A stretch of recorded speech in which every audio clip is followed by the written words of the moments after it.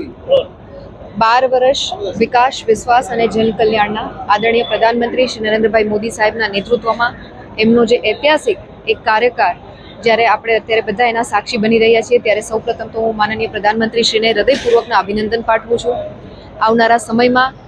આ જ ઉત્સાહ, આ જ ઉમંગ અને આ જ એમનું જે ફોરસાઇટ વિઝન છે એમાં એવો ખૂબ આગળ વધે અને આ દેશ જે વિકસિત ભારત બનવા જઈ રહ્યો છે તેમાં આપણે બધા સૌ સહભાગી બનીએ તેવી અભ્યર્થના કરું છું. આજે મારા પ્રભારી જિલ્લા બોટાદ ખાતે એક જન કલ્યાણ શિબિરનું આયોજન કરવામાં આવ્યું, જેમાં પ્રતિકાત્મક 30 જેટલા લાભાર્થીઓને અહીંથી વિવિધ કેન્દ્ર સરકાર અને રાજ્ય સરકારની યોજનાઓનો લાભ અર્પણ કરવામાં આવ્યો. અને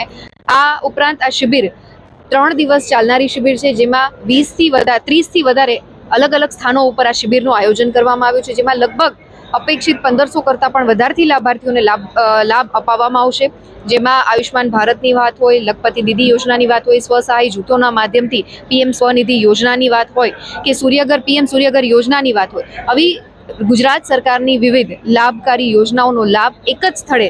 જ્યારે લાભાર્થીઓને અને નગરજનોને મળી રહે એ માટે જિલ્લા વહીવટી તંત્ર, પ્રશાસન તેમજ ભારતીય જનતા પાર્ટીની પૂરી ટીમનો હું હૃદયપૂર્વક એમને શુભકામનાઓ પાઠવું છું અને અભિનંદિત કરું છું કે આ પ્રકારના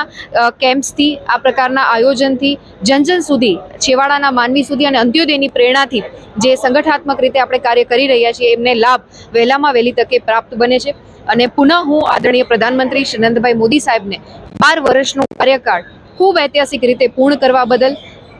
એમને હૃદયપૂર્વકના ટીમ બોટાદ વતી અને અંગત રીતે ખૂબ હૃદયપૂર્વકના અભિનંદન પાઠવું છું.